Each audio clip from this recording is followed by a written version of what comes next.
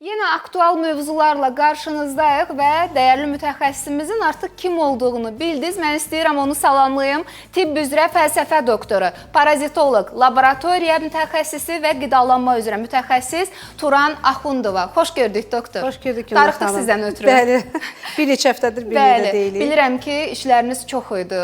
Yeni səfərlər də gözlənilir. İnşallah bunun da anonsunu elə Sağlam Günayda doktorumuzla bərabər verəcəyik. Doktorun əlaqə nömrəsini ekranda görürsünüz. 050-273-90-16 və doktorumuz Baku City Görüntüləmə Mərkəzində çalışır. Gənclik metrosunun düz yaxınlığında yerləşir və bugün doktorumuz əli boş gəlməyib.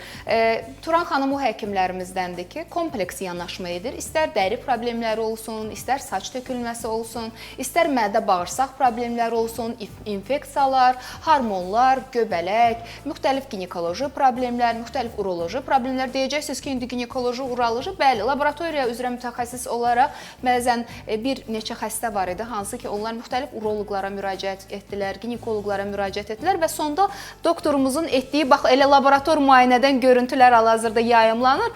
O görüntünün sayəsində uzun illər əziyyət çəkdikləri problemlərdən qurtuldular. Mən istəyirəm Turan xanım özü bu haqda danışsın və mövzumuzu da indi elan edəcəyik. Buyurun, doktor. Demək, laboratoriya elə bir sahədir ki, hər bir mütəxəssisin laboratoriya, yəni diaqnostik müayinələrə ehtiyacı olur. Yəni, cərrahın, belə ginekoloqun, endokrinoloqun hər birinin son nöqtəsi laborator müayinələrin nəticələridir. Bəli, çox və doğru. Təbiidir ki, biz məhz bu müayinələrin nəticələri bizə aiddir ki, biz diaqnozu dəqiqləşdirməliyik və hətta elə bir şəxslər olur ki, müraciət edərkən endokrinoloq öz göz spektrindən yanaşaraq onu müayinəyə göndərir, ginekoloq öz göz spektrindən yanaşaraq müayinəyə göndərir və biz onu kompleks olaraq yanaşaraq xəstənin ümumi bir diaqnostik müayinəsi aparırıq. Çünki orqanlar bir-birləri əlaqədardırlar. Orqanizm bir-biri ilə çox bağlıdır. Bunun üçün bir xəstəliyin mənbəyi digər bir xəstəliyin ya başlanğıcı, ya sonu ola bilər. Buna görə də biz mütləq araşdırmamızı kompleks aparırıq. Bununla əlaqədar da gastroenteroloji xəstəliklər, mədə-bağırsaq, qurd invaziyaları bizə aid olduğu üçün də biz bu yoxlanışlara ağız boşluğundan başlayaraq düz bağırsaqda qurtarırıq və bu zamanda bizim bütün daxili orqanlarımız bu sistemə daxildir və biz bir qurdu axtararkən elə bir situasiyalarla rastlaşırıq ki, bu zaman biz mədə-bağırsaqda qurdu tapmırıq. Bəli. Və bu zaman biz o qurdu araşdıraraq və baş beyində, kisələr şəklində, ağciyərlərdə, ürəkdə, hətta əzələsində kisə şəklində biz qurd invaziyalarına rast gəlmişik. Bunu da çox insanlar şahididir təbii ki, yəni görüblər. Amma bir çoxları elə bilir ki, qurdlar, parazitlər, bu invaziyalar yalnız bağırsaqda olur. Yəni bağırsaqdan kənar orqanlarda da görülə bilər və elə Turan xanımın Baku City Görüntüləmə Mərkəzində, Gənclik metrosunun düz yaxınlığında yerləşir. Orada gözəl bir şərait var ki, bütün orqanlar yoxlansın və ona görə də doğru diaqnoz qoyulsun. Diaqnoz əldə olandan sonra Turan xanım çox sadə bir müalicə təyin edir, çox dərmanla bədəni yüklənmir, ən əsası çalışır ki, daha həssas yanaşsın. Yeri gəlmişkən mənə də bir müalicə yazmışdı, onu etdim və çox da nəticəsini görürəm. Yəni, bütün mədə-bağırsaq sistemi, insanın deyir, ikinci beyni mədə-bağırsağıdır da, daha çox bağırsaqdır. Orada bir nəsə problem olanda insanın əhval-ruhiyyəsi də yerində olmur. Bəzən onu depressiyadan, panik atakdan əziyyət çəkən insanlar var. Araşdıranda gəlib görülür ki, elə onların problem bağırsağından başlayır, ikinci beyindən. Və bizim bir sujetimiz var Turan xanımla. Çox maraqlı bir sujetdir. Sizdən çox rica edəcəm. Qısadır, gəlin bunu izləyək. Dərhal sonra həftələrlə yığılan suallarınızı Turan xanıma bir-bir ünvanlayacağım.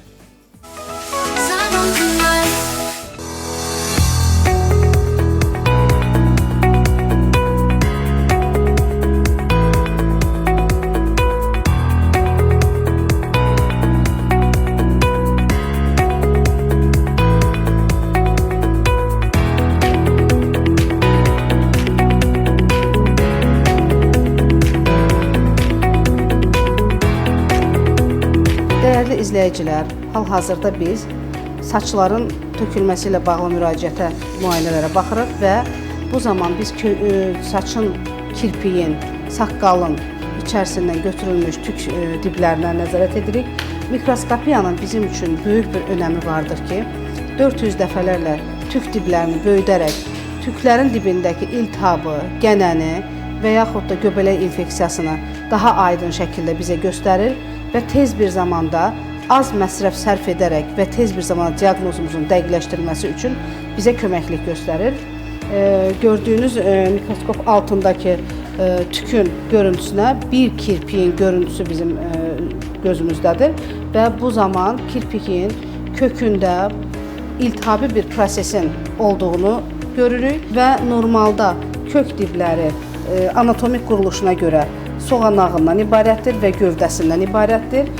Soğanağında sinirlər və qan damar sistemləri kapilyarlarla zəngindir ki, bu da onun qidalanmasına səbəb olur və kökün gövdə hissəsi, hansı ki bizim dəri üzərində gördüyümüz saçlarımız, saqqal, tüklər, bunların hər biri cansız sayılır, çünki ölmüş epitellər hesab olunurlar, lakin uzanma yalnız kökündən bilinir. Bu zaman biz kökümüzün tamamilə məhv olduğunu görürük.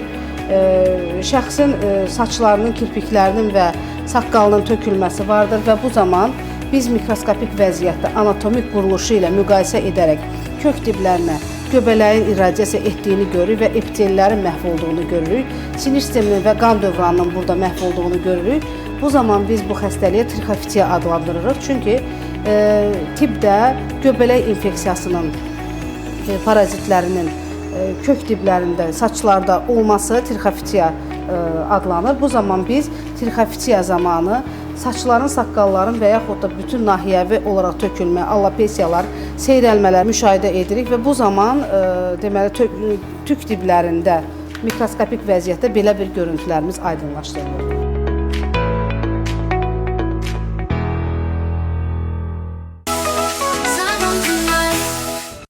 Maraqlı, sayənizdə maarifləndik və bu real insan üzərində olan laborator müayinələr idi. Hansı ki, o insanın saqqalında problemləri var idi, tökülmə var idi. Bir çox insanlar var, dəri problemləri ilə bağlı, saç tökülməsi ilə bağlı, saçın diblərində olan kəpəyi ilə bağlı, müəyyən səpkilər, qaşıntılarla bağlı. İndi o şəkilləri də mən ekrana getməyini istəyirəm və sözü doktorumuza verirəm. Doktor, bax danışdıq, biz harada qaldıq? O qurdlardan danışdıq ki, bağırsaqdan kənar orqanlarımızda yaşayır. Bax, onların müayinəsini necə edirsiniz və hansı nəticələri əldə edirsiniz? Buyurun. Deməli, gəlin birinci ilə bu tüklərin arxasını davam elətdirək. Buyurun, buyurun. Deməli, çox müraciətlərimiz, elə qurd invaziyalarla bağlı çox müraciətlərimiz var ki, burada ən çox saç tökülmələrlə bağlı müraciətlər olur. Bu ikincili olaraq fəsadlardır ki, saç tökülmələri məhəl verməyəndə, illərlə bu baş verərsə də alopesiyalar, yəni nahiyəvi tökülmələrə səbəb ola bilər ki, bu nahiyəvi tökülmələrin qarşısında endokrinoloji problemlər qoyurlar və yaxud da vitamin azlığı, çatmamazlığı qoyurlar ki, çoxlu vitaminlər qəbul edir insanlar və bu da ki, daha da qurd invaziyasının güclənməsinə səbəb olur, qidalandırılmasına səbəb olur və bizim daha da saçlarımızın tökülməsinə səbəb ola bilər.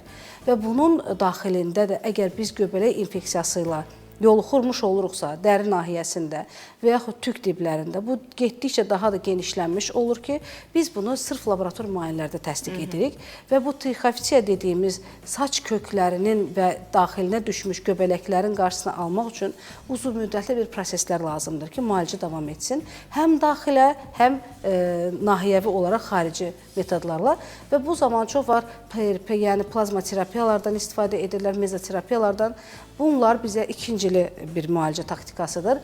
İlkin olaraq göbələyin məhvi lazımdır və ondan sonra dəri bariyerinin bərpasına və stimulyasiyasına biz nəzarət göstərməliyik. Təbii ki, qurd invaziyalarının yoxlanılmasında da biz mütləq saç diblərini yoxlayırıq ki, orada da hər hansı bir ikincili fəsad varsa mütləq qarşısını almış olaq. Və gəlin bağırsaq qurdlarının kənarında danışaq. Çünki bağırsaq qurdları 90% əhalidə rast gəlmiş oluruq. Əsasən enterobüsdür, hal-hazırda ləmlə deyilən ibtidai növlərinin yayılmasıdır. Hal-hazırda hər bir şəxsdə mümkündür və bunların ikincili fəsadı olaraq allergiyalar, qəbizliklər, ishallar və s. iştahsızlıqlar verə bilər və qaşınmalar. Bu qaşınmaların, mütəmadi qaşınmaların səbəbindən dəri xəstəliklərinin ikincili olaraq yaranmasıdır. Yəni, dırnağımızla açdığımız dəri bariyerində hər hansı bir infeksiyanın və yaxud göbələyin düşməsi bizim üçün 100%li bir açıq sahə təşkil edir və bağırsaqdan kənar qurdların yoluxması da düzdür. Azərbaycan Respublikası mühitimizdə çox tropik olmadığı üçün bizdə o yoluxmalar çox azdır, lakin mümkündür və bunlara rast gəlirik. İnsan faktorlarının daha da dəyişkən miqrasiya mühitində yaşadıkları üçün biz ən çox hal-hazırda rast gəldiklərimiz müayinələrin içində toksokara qurduna yoluxma, şistosoma ilə yoluxmaya rast gəlirik. Şistosoma dəri bariyerindən keçərək də yoluxur və toksokara da bunun kimi. kimi, əsasən toksokara qumluq yerlərdə ayağın alt təbəqəsindən belə deşib keçərək... Yəni, ayaq-yalın gəzdikdə buna yoluxma mümkündür. Bəli, yoluxma mümkün olur və bu zamanda biz onu hiss etmədən dəri altında böyüyərək, çoxalaraq, hətta orqanlarımıza, əzəllərimizə çıxması mümkün olur ki, şistosoma isə venoz qana düşərək gedib ağciyərlərimizə, beyin hüceyrələrimizə, sidik hissəsinə belə düşə bilər. Yəni, ağciyərlərdə yaşaya biləcək bir qurd invaziyasıdır. Lakin biz, bayaq dediyiniz kimi, bronxitlərə rast gəlirik xroniki olaraq və yaxud bronxial asmalara rast gəlirik ki, kəskin nəfəs darlığı, nəfəs çatılmazlığı, hətta boğulmalarla öskürəklərin baş verməsi. Bu dönəmdə, doktor, bu dönəmdə daha çoxdur. Bəli. Təbii ki, kənar faktorlar, hava mühiti, oksigen azlığı və ya tüstünün çox olması ilə, ağır metalların, qazların olması ilə bağlı da bunları şəraitlə mümkündür. Lakin ikinci olaraq da daxili infeksiyalarımız. Daxili yoluxduğumuz hər hansı bir infeksiyalar və yaxud da leamblyozun özü belə ikincili faktor kimi allergik reaksiyalar yarada bilir və allergik reaksiyalar tək dəri üzərində deyil də ağciyərlərdə olan iltihabi prosesləri gətirib çıxarda bilər. Və biz də bunu xroniki bronxit kimi müalicə edə bilərik və yaxud da asma kimi, tənəffüs çatılmazlığı kimi müalicə edə bilərik ki, heç bir nəticəsi olmur və nəticədə hətta bizə ən çox uşaqlarda müraciət var ki, aerozollarla gəzirlər ki, tənəffüs çatılmazlığı öskürək zamanı tez aerozol fıskırdırıq və yaxud da boğaz spreylərindən istifadə edirik. Müayinə nəticəsində müalicələrimiz olur qurd invaziyasına qarşı, nəticə verir ağciyər xəstəliklərinə qarşı.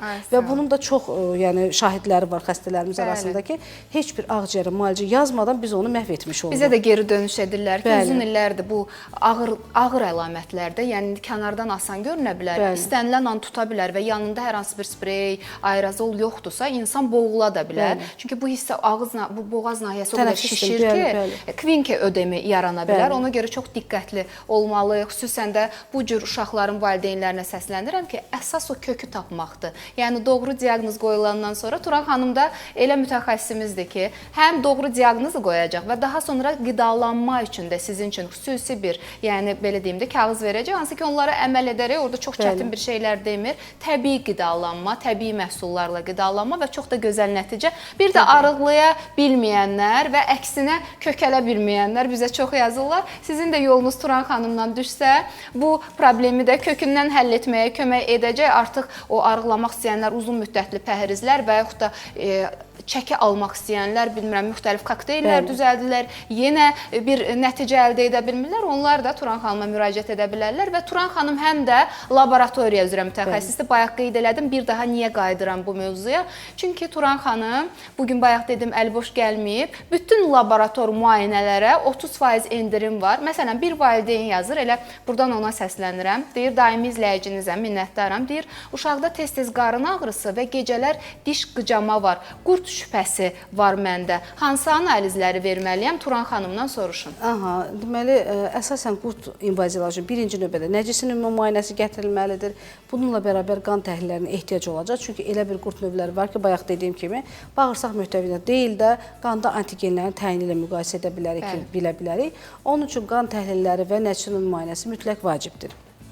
İkincili olaraq hər hansı bir problemləri varsa araşdırılacaqdır.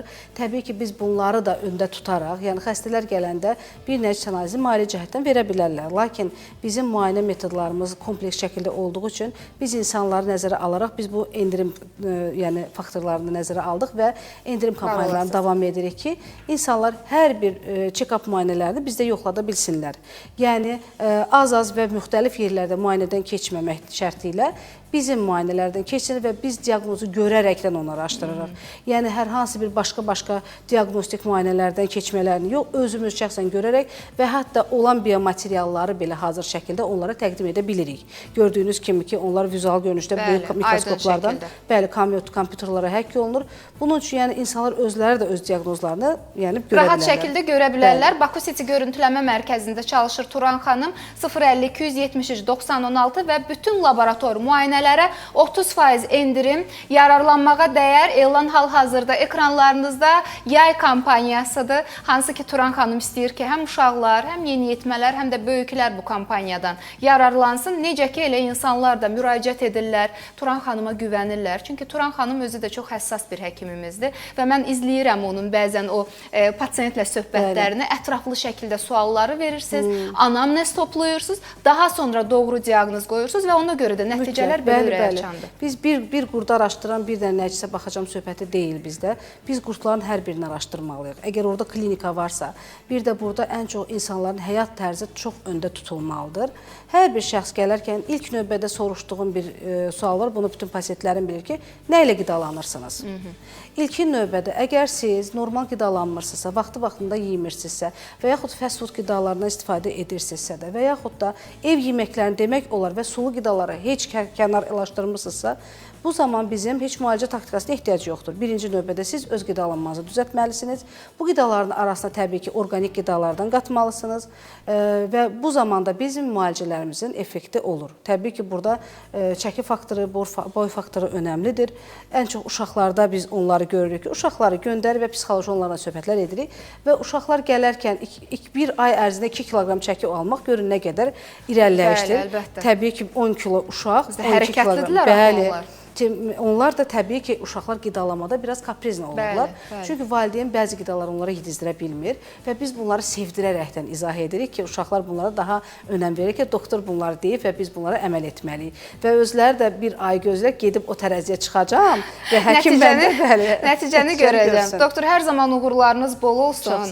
Və müxtəlif problemlərlə bağlı doktorumuz sizə yardım edə bilər. Dediyim kimi infeksiyalar, bayaq şəkillər yayımlandı, bir daha ekrana gəlsə əla olar. Parazitlər, göbələklər, bakterial infeksiyalar, gastroenteroloji xəstəliklər, uşaqlarda vitamin azlığı ilə bağlı yazırsınız. Xüsusən bax yaz mövsümünü yaşayırıq. Bu dövrdə çoxdur bu problemi yaşayanlar, dərisində problem yaranır, barmaqlarında qabıqlanma olur. Baxın, dırnaqlar nə vəziyyətdədir? İstənilən yaş qrupundan olan insanlar, bir də dəmir defisitli anemiyalar, daha çox xanımlarda görülən, amma oğlan uşaqlarında da bəzən görülür. Dəri xəstəlikləri, allergiyalar, həmçinin qurd invaziyaları, ləmblioz, hansı ki bunun müalicəsini Turan xanım çox uğurlu edir. Elə dizertasiya işi də məhz bununla bağlıdır. İmmun zəiflik, allergik xəstəliklər, bayaq indi qeyd elədi, boy və çəki azlığı və təbii ki, dəridə olan problemlər və saç tökülməsi ilə də bağlı Turan xanıma müraciət edə bilərsiniz. Doktor, vaxtımız varkən test suallardan da verim. Növbəti sual deyir ki, kişi izləyicimizdir. Deyir, məndə uzun müddətli öskürək var,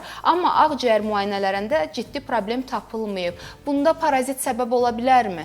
Əgər allergik bir proses varsa, bəli, parazit səbəbi də ola bilər və yaxud əgər siqaret çəkirsə də, tütündən istifadə edirsə də zərərli vərdişlərdən biridir. Onlar mütləq yoxlanılmalıdır və xroniki bronxitlər mütləq araşdırılmalıdır. Yəni, bunun üçün əgər ağciyərlər rentgenografiyada normal çıxıbsa, əsasən ağciyərlər rentgenografiya və KT MRT etdirirlər. Burada yoxlanışlar normal çıxıbsa, bəlğəmin müayinəsi mütləq vacibdir. Yəni, xroniki xəstəliklərdə və infeksiyon xəstəliklərdə bəlğəm müayinəsi vacib bir hallardandır və qurd invaziyası təbii ki, bir bəlğəm də yoxlanacaqdır, bir də ki, ümumi qan təhlillərində və nəcis analizində təyin olunacaq. Doktor, bu sualı da verin, maraqlı sualdır. Deyir, parazitlər səbəbindən halsızlıq və qan azlığı yarana bilərmi? Bəli. Parazitlər əsasən də bağırsaq mühtəviyyətində olan parazitlər sırf qanla qidalandığı üçün təbii ki, qan azlığını gətirib çıxardacaq. Doktor, indi bunu vurğuladı, amma bu sualı bir də verəcəm, daha aydın olsun. Bax, deyir ki, qurd xəstəliklərim var, həm də allergiyam var. Bu allergiyanı və dəridə səpkiləri artıra bilərmi invaziyalar? Əlbəttə. Qurdun verdiyi toksinlər nəticəsində allergik proseslərimiz daha da sürətlənəcək. Bir də doktor deyir, əgər mən şübhələnirəm ki, ağciyərimdə qurdlar var, doktoru çox diqqətlə dinləyirəm. Bunu hansı müayinədə görmək mümkündür? Bəlğəmin ümumi müayinəsi veriləcək, qanda sırf şistosomanın və ixnokokun təyin olunacaq və KT və ya rentgen müayinəsi ağciyərlər üçün mütləq vacibdir. Hamısı da var Baku City görüntüləmə mərkəzində. Turan xanım özü nəzarət edir, özü edir, araşdırır, tapır, daha sonra diaqnoz qoyur, müalicə təyin edir və müalicə ilə yanaşı çalışır ki, orqanizminizə ziyan vurmadan həm qidalanmanı təyin etsin, həm də daha belə deyim də həssas yanaşır sizin orqanizminizə. Fərqi yoxdur. Bu uşaqdır, yeniyetmədir, yaxud böyükdür və müraciət edən insanlar da çoxdur. Azərbaycanın bölgələrindən, hətta xarici ölkələrdən belə Turan xanımın yanına gələn insanlar var. Məsələn, Tehrandan var idi. İndi bilirik ki, 20 il bundan əvvəl necə idi? Bizdən daha çox insan ora gedirdi. Amma mən çox sevinirəm ki, hal-hazırda Azərbaycanımıza çox sayda müraciət edirlər. Hal-hazırda çox gözəl inkişaf edir və bizdə olan avadanlıqlar və aparaturalar həqiqətən də çox möhtəşəmdir və bizim diaqnostik müayinələrimizin düzgün aparılması üçün bizə çox gözəl yön göstərir. Var olasınız. 050 273 90 16 və Turan xanımın başçılığı altında bütün laborator müayinələrə 30% endirim. Mütləq yararlanın. Turan xanım, təşəkkür edirəm. Minnətdaram. Sizə də uğurlar həftə sonuna kimi. Var olasınız. Həftəmizi sizinlə başladıq. Düşünürəm ki, inşallah daha gözəl olacaq və 20 illik iş təcrübəsi ilə minlərlə pasiyentin etimadını qazanan Turan Axundova bugün də söhbəti ilə faydalı olmağı bacardı. Biz isə ATV Xəbərin günorta buraxılışını izləyəcəyik. Dərhal sonra növbəti mütəxəssislərimizlə yenə sizə faydalı olmağa çalışacağıq.